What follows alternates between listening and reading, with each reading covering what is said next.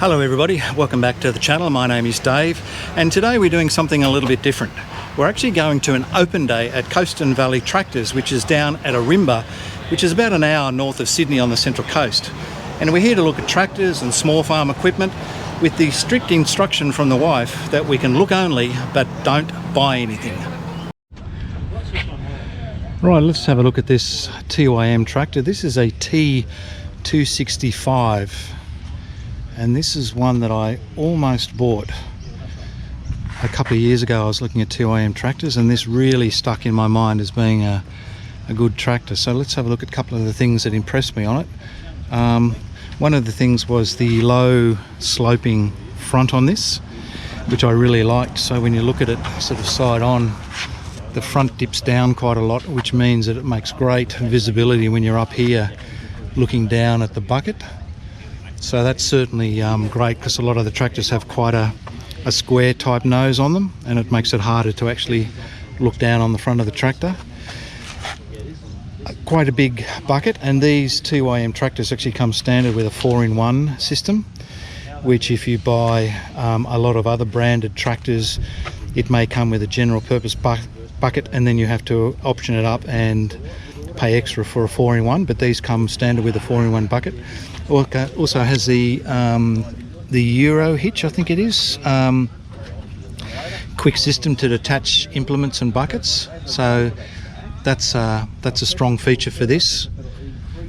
I like that you can get the buckets on and off very quickly if you need to. This control system I think has changed a little bit since I was looking at it. I think previously it might have been mounted up here somewhere, but this certainly looks a lot neater that they've actually built it into the fender here now.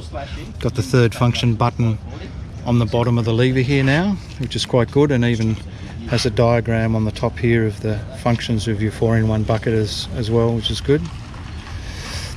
Throttle control here, which is all good. On the back, linkage, PTO.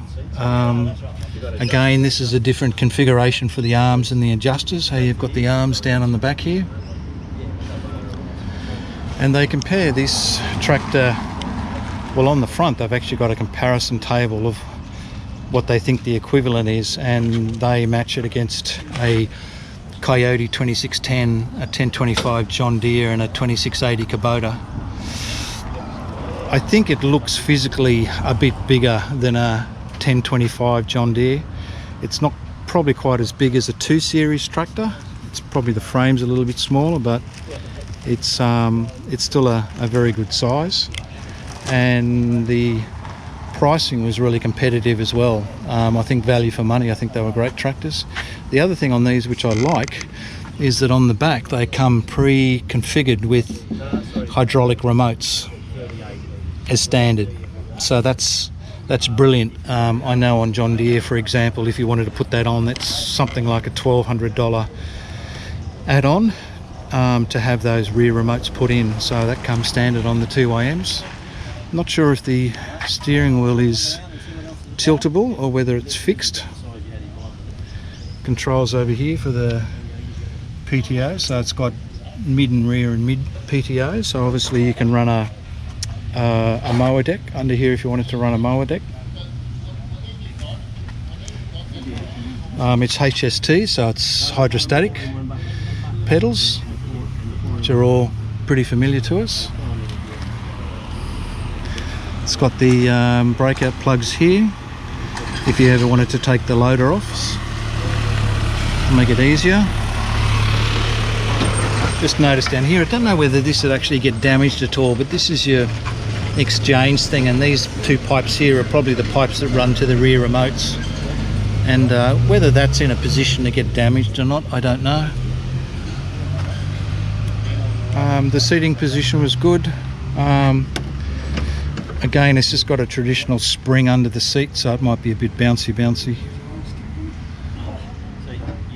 The John Deere 2 Series have a slightly better seat. There aren't any armrests on this. I noticed some models of tractor, including the John Deeres, actually have an armrest here, which makes it a little bit easier, a bit more comfortable. push button cruise and push button PTO.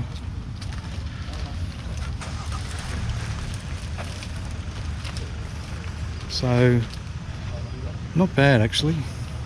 I do like them. I think a Korean made tractor. They have their own engines in them, so they're called a Kuche engine, and they've changed. A couple of years ago they were using Mitsubishi engines in their tractors, but now they make their own engine systems, and I haven't heard anybody that's had problems with the Kuche engines. I think they're all pretty strong. 24.5 horsepower.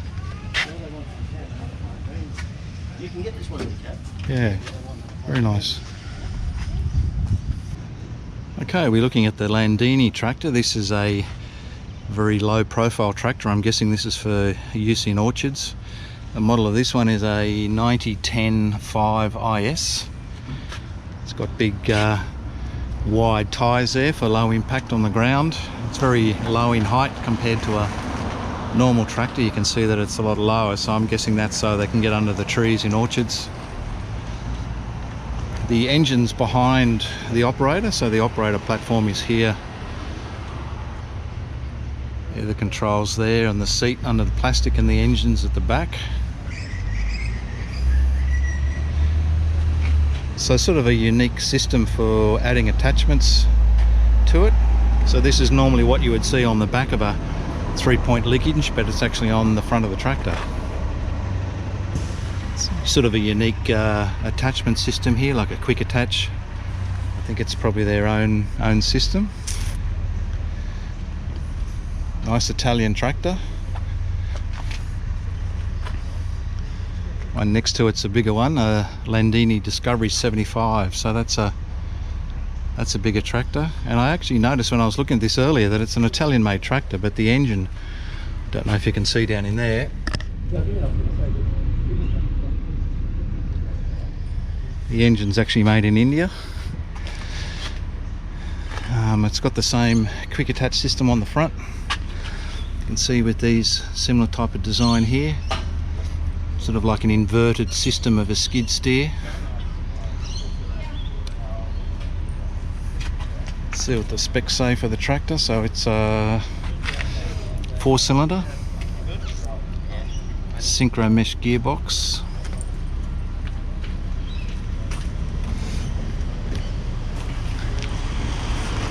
Nice big tractor, that one too big for me, of course.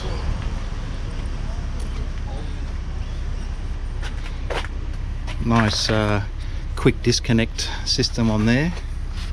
Nicely colour coded, so you can put it on and know which lines go to where. Turbo. Nice tractor. Another Landini tractor here, the Super 8860.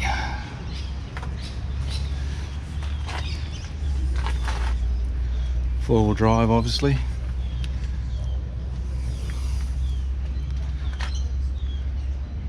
Interesting, this engine in this one, I can see the plaque on the engine, and this one is a Perkins engine. It's actually made in the UK.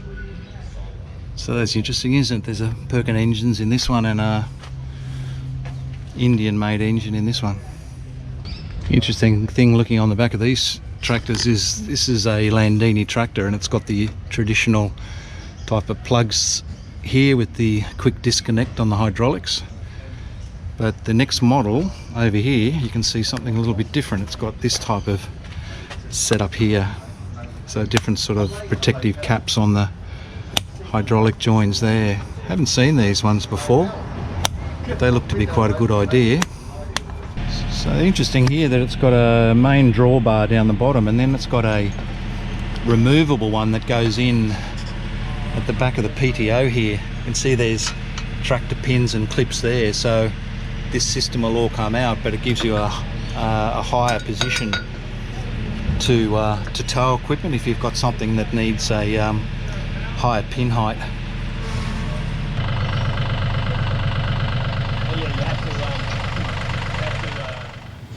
Never had a cab tractor, but you know, I think in different climates and stuff, with having air conditioning and stuff would be a benefit. It's a pretty big tractor. I actually think 100 horsepower is about the biggest ones that the TYM make. We'll go down a size to this one.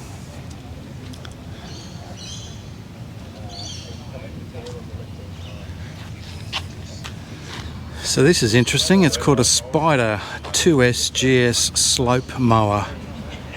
It's remote controlled. There's a remote control unit there. So it doesn't have tracks on it. It has four-wheel drive on tyres. Just reading the specs here, and it says that it operates up to a 55-degree slope. It also has a inbuilt winch on the front, and that'd be interesting. So if you're on really severe slopes, I suppose you attach it to something up the top and you winch it up as it mows. What's this one got in? It's got a 25 horsepower engine, and they say that it'll run for 5 to 7 hours on a tank of fuel. It's unleaded petrol, not diesel. Interesting machine. I don't think I've actually seen one of these before. What's that say there? Adjusted for mowing under solar panels. All right, okay. I mean, it wouldn't sort of suit everybody, but for a particular use, I think it's quite a nice bit of gear. I hate to think how much it costs. I'll see if I can find out later. So this is a bit different, isn't it? Because obviously you've got a steering wheel and not the arms, and it's actually got steers through the front wheels. Yeah, so these are what we call a four-wheel steer. So you're steering the front wheels with the steering wheel, and then obviously your rear wheels are still getting steered by the hydrostatics at the rear. Yeah. Same setup as the lever machine, but you've just got that steering wheel concept. These are good on slopes up to 20 degrees, where most zero turns are only rated at 10 to 15, where our zero turn machines with the steering are rated at 20 degrees. This is the Bushranger range of zero turns. We're actually talking to the rep a little bit earlier, but the mic didn't work, so I'm just going back over some of the details we talked about now. And very well built machines, very strong, very thick plate on the machines, and they're not cheap, but they're actually built for a purpose, obviously. US made machines, Bushranger. Some of these Kawasaki engines have these air canister filtration system, like a Donaldson system on it as well, for high dust environments. So yeah, very nice. Control for the mower deck height at the top here. It's an interesting machine. So this is a Bushranger machine, and it's a little bit different, I guess, what you'd call as maybe a normal sort of zero turn machine, because the engine's actually mid-mount. Normally it'd be at the back of the unit, but this is actually right in the middle of it. And rather than sitting on this machine, you actually stand up at the back. So you stand on the platform here, and then these is your controls here. So you basically drive it while you're standing up. So that's a little bit different from a conventional sort of zero turn, isn't it? Heavy duty. 25 horsepower Kawasaki engine.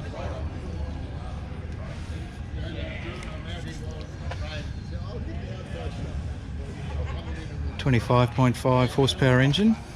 This is a little Massey Ferguson GC 1723 with a deck under. Nice little tractor, probably equivalent to something like a 1 series, probably in a John Deere. Obviously 3-point linkage on the back. Somewhat smaller version. Interesting on this, it's got the arm adjustments on the inside of these arms, so it tends to want to pull these arms into the equipment, where a lot of tractors actually have the adjustable stays on the outside of the arm, so it tends to want to push these arms outwards. Nice looking little unit. Looks like it's got a tilt adjustable steering wheel. Very bouncy seat. It's just got springs underneath it, so there's no fancy air ride or anything there. Quite nice and wide platform to get in and out here.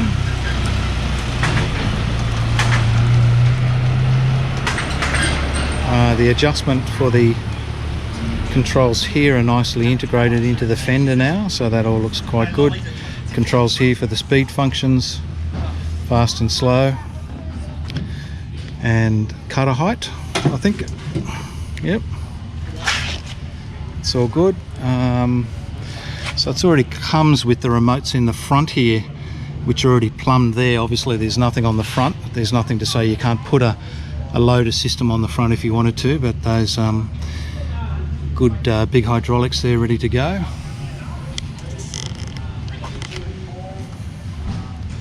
I did look at one of these at some stage, but the only thing I didn't particularly like about them is that it doesn't have a lot of ground clearance underneath, so I went with a bigger frame tractor that had bigger wheels on it, so it had more ground clearance on it, but that was just a personal issue for you know, what we wanted to do. But that's a nice little unit.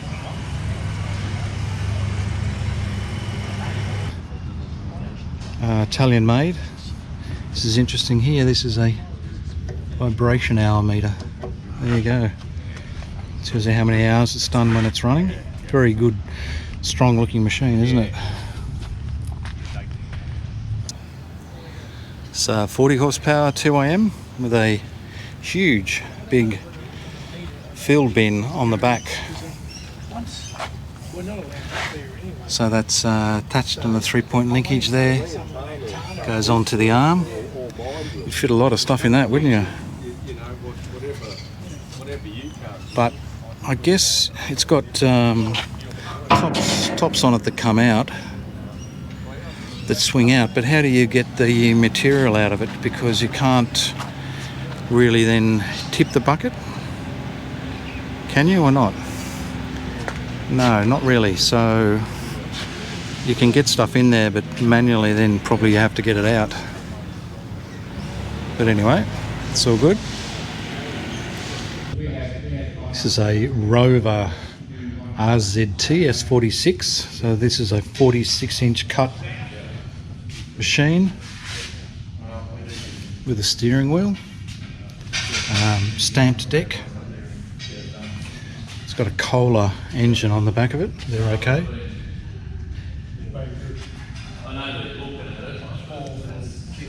And a conventional ride-on. So it's interesting when you look at the display here that we've got what you might call a conventional sort of lawn tractor, so these two, and then the rest of the mowers in here are all 0-turn.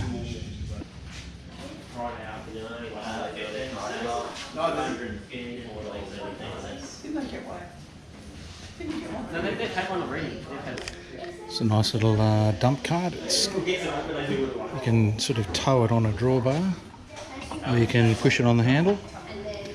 Good size, bigger than a wheelbarrow, $299.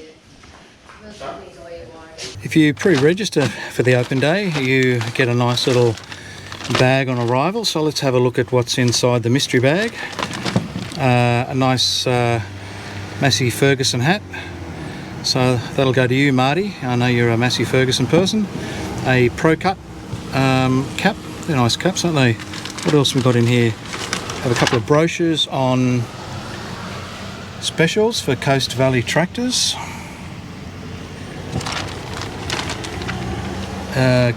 Stubby cooler. A Cub Cadet stubby cooler, thanks very much. A catalogue on the new range of 0-turns from Cub Cadet. And let's see what else we have here. A bottle of hand sanitizer, always need that. A new Cub Cadet pen, and a couple of little things, a phone holder for the car, a couple of business cards, and a key ring with a bottle opener on it.